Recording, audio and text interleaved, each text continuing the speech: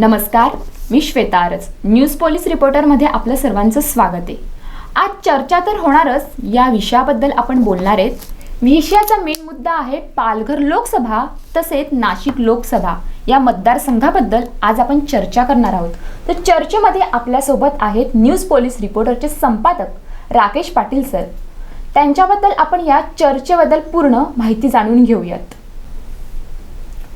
Sir, Palghar लोकसभेमध्ये भाजप सेना युती तसेच महाविकास आघाडी लढत कोणाकोणामध्ये होणार आहे, तसेच बहुजन विकास आघाडी स्वतंत्र लढणार आहे की युतीतर्फे लढणार आहे, त्याबद्दल तुम्ही काय बोलणार? श्वेता, मागच्या चर्चेमध्ये आपण पहिलेच सांगितलं होतं की महाविकास आघाडीतर्फे शरद पवार राष्ट्रवादीचा देखील उमेदवार नसणार आणि काँग्रेसचा देखील उमेदवार नसणार आणि उद्धव बाळासाहेब ठाकरेंच्या शिवसेनेच्या भारती कांबडी यांनाच खासदारकीचं तिकीट मिळणार, हे आपण जे सांगितलं होतं ते आपलं विश्लेषण 100% खरं ठरलेलं आहे.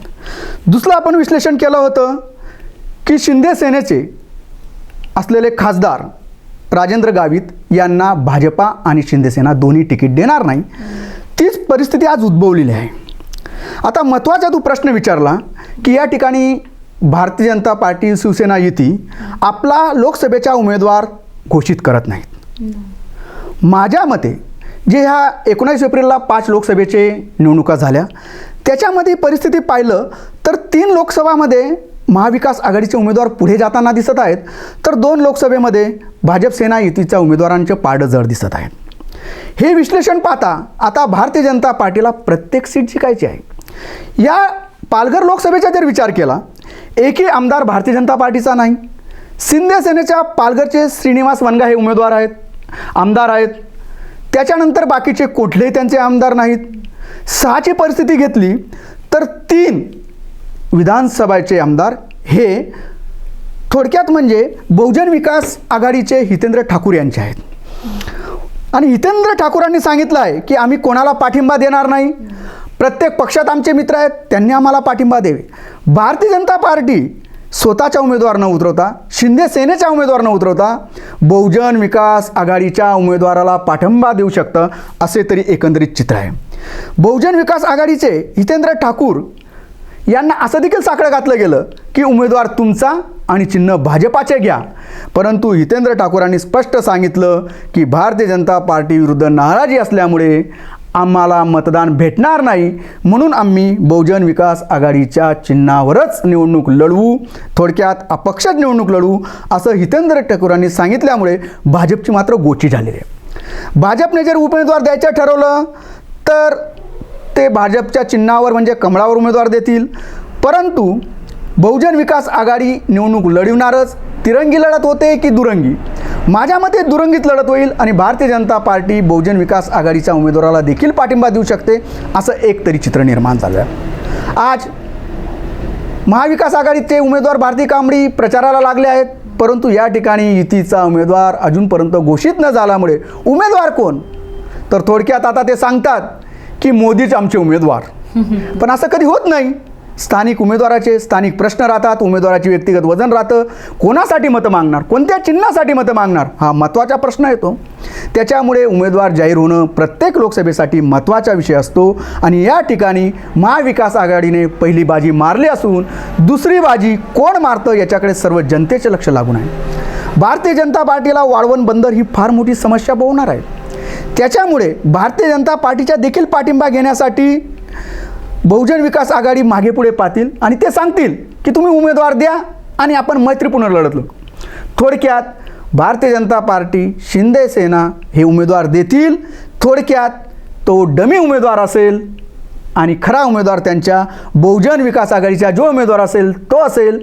फक्त चिन्ह यांचं असेल, उमेदवार असेल, परंतु बहुजन विकास आघाडी कसं निवडेल असाच विचार भारतीय जनता पार्टी करणार आहे.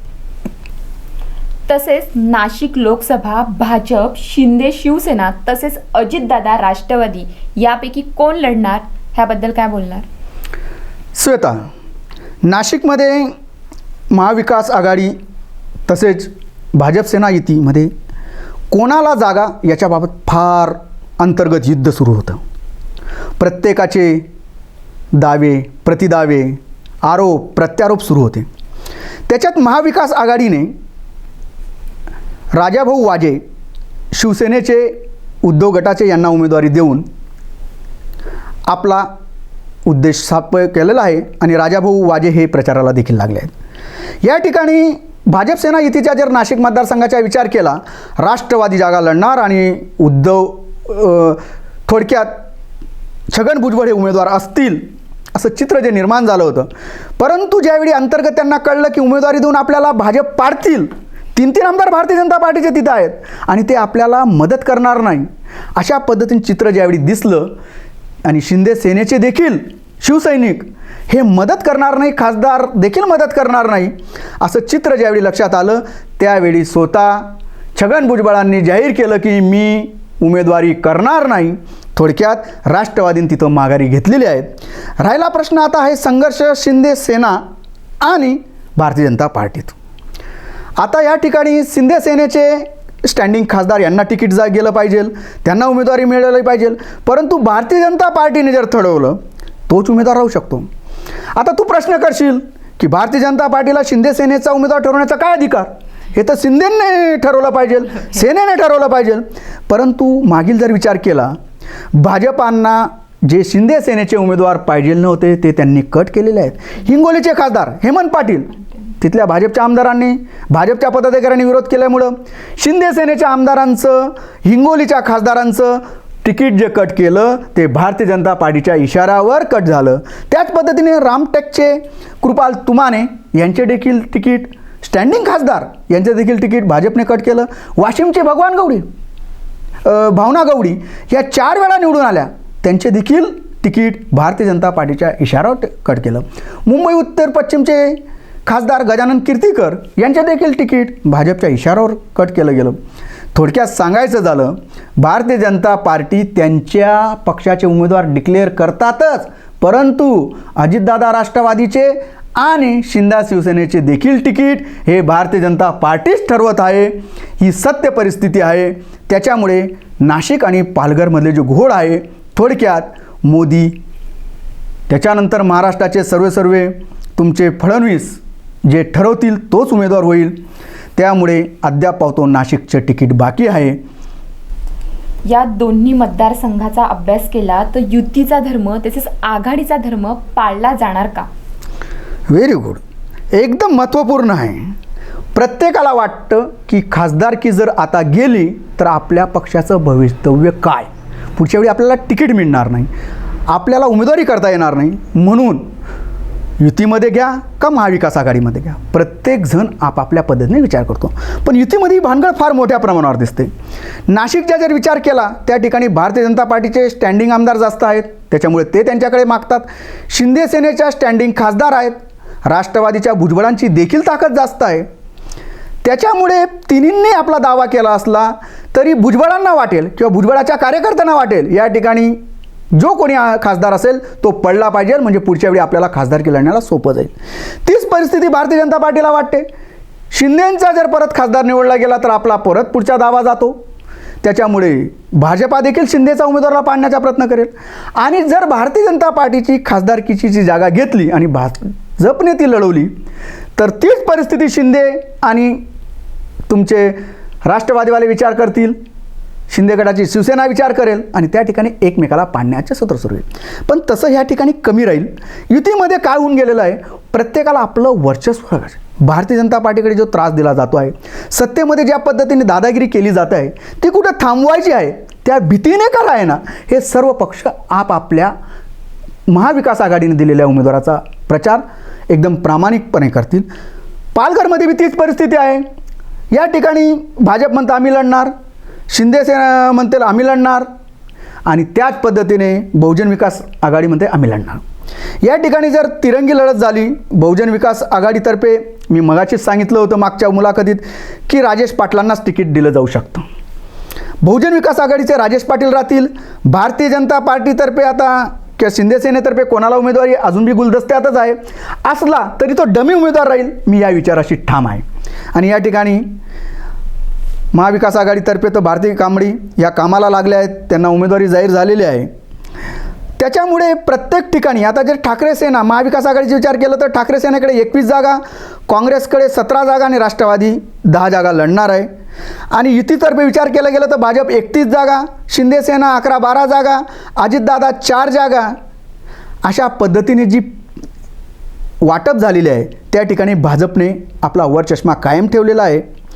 परंतु शिंदे सेनेचे तिकीट देखील भाजपाच ठरवत आहेत. अजितदादा NCPचे तिकीट देखील भाजपाच ठरवत. तू म्हणणार अजितदादा NCPमध्ये अजितदादा राष्ट्रवादी गटाचे ज्यांना चिन्ह दिलं गेलं, त्यांना नाव दिलं गेलं, त्यांना फक्त 4 जागा, त्याच्यापैकी एक पक्षाचे प्रदेशाध्यक्ष तटकरेंना तर दुसरी जागा अजितदादांच्या मिसेसांना बारामतीला.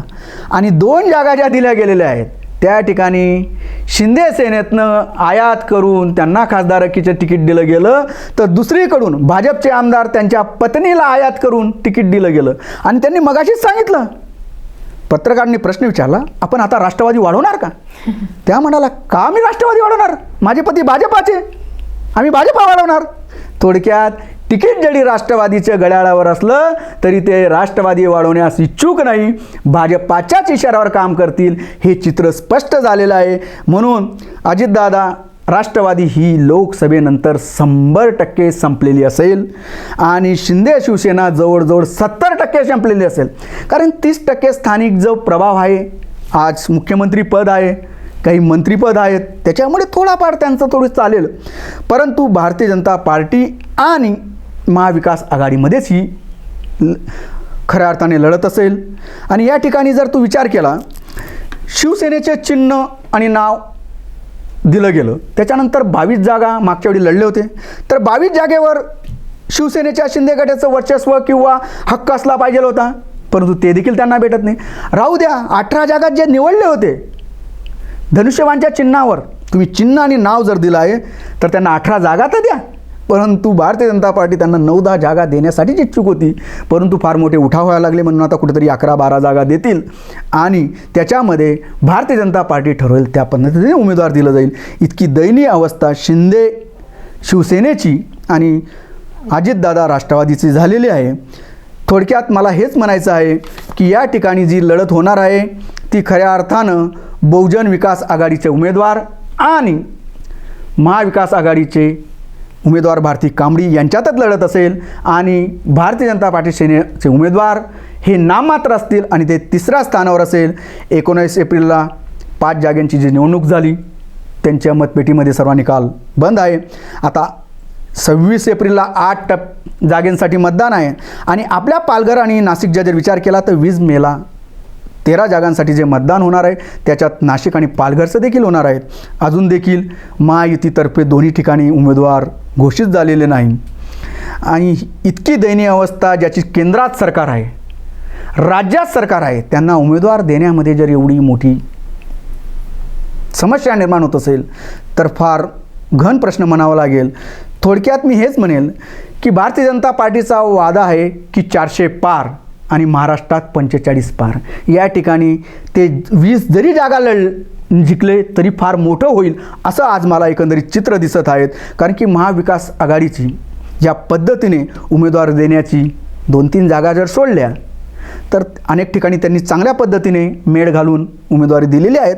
2-3 ठिकाणी या ठिकाणी देखील महाविकास आघाडीमध्ये गोळ आहे, परंतु अनेक ठिकाणी हा गोळ मिटून सर्व कार्यकर्ते जोमाने आणि एक दिलाने कामाला लागले आहेत.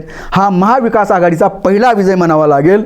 शरद पवार, राहुल गांधी आणि उद्धव बाळासाहेब ठाकरे हे ज्या पद्धतीने निवडणुकीसाठी प्रत्येक उमेदवार हा आमचाच उमेदवार या पद्धतीने जे प्रचार करताना दिसतात तो इतीमध्ये दिसत नाही. ही सत्य परिस्थिती करावंच लागेल. आणि त्यानंतर सर्वात महत्त्वाने म्हणजे भाजपचा जो नारा आहे 400 पार, तो 400 पार होताना दिसणार नाही. आणि या ठिकाणी महाविकास आघाडीने एकच आहे की भाजपा तडीपार. आता भाजपा तडीपार होतो की भाजपा 400 पार होतो हा येणारा काळच दाखवेल. थोडक्यात महाविकास आघाडीला आणि भाजप सेना युतीला सर्वांनाही दोन्ही मतदारसंघ चुरशीचा जरी वाटत असला, आजच्या परिस्थितीला महाविकास आघाडीचे दोन्ही उमेदवार थोडक्यात पालघरमध्ये तुमच्या भारती कांबळी तर नाशिक मतदारसंघामध्ये राजाभाऊ वाजे हे जोरात कामाला लागले असून त्यांनी आज आघाडी घेतली आहे आणि युतीतर्फे कोणीही उमेदवार नसल्यामुळे फक्त ते मोदींच्या भरोश्यावर निवडणूक लढवत आहेत. परंतु महाविकास आघाडीचा जो सर्वात मोठा मुद्दा त्यांनी घेतलेला आहे, वाळवंट बंदरांचा, महागाईचा, शेतकऱ्यांचे प्रश्न, स्थानिक प्रश्न आणि जे सर्व उद्योग गुजरातकडे घेऊन जात आहेत, या सर्व विषयावर महाविकास आघाडी जोर धरत आहेत. त्याच्या सर्व प्रश्नांना उत्तर देणं महायुतीला जड जात आहेत. वाळवंट बंदर हा पालघरसाठी फार डोकेदुखी ठरणार आहेत. त्याच्यामुळे या विषयावर हात न घालता बहुजन विकास आघाडीचे हितेंद्र ठाकूर स्थानिक मुद्द्यांवर निवडणूक लढतील आणि खरी लढत ही बहुजन विकास आघाडीच्या राजेश पाटील जर उमेदवार दिले गेले त्यांच्यात आणि महाविकास आघाडीच्या भारती कांबळी याच्यामध्येच होईल असं एकंदरीत चित्र आहे. आता पाहू केव्हा आणि कधी महायुतीचा उमेदवार घोषित होतो आणि बहुजन विकास आघाडीचा उमेदवार कधी घोषित घेऊन कामाला लागतात हे येणारा काळच ठरेल. तरी मी सर्वांना विनंती करतो, आमच्या न्यूज पोलीस रिपोर्टरच्या चॅनलला आपण सबस्क्राईब करा, लाईक करा आणि नियमित पाहत राहा. आपल्या मनातील प्रत्येक विचार आणि भावना जाणून घेण्यासाठी तुम्ही पाहत राहा न्यूज पोलीस रिपोर्टर.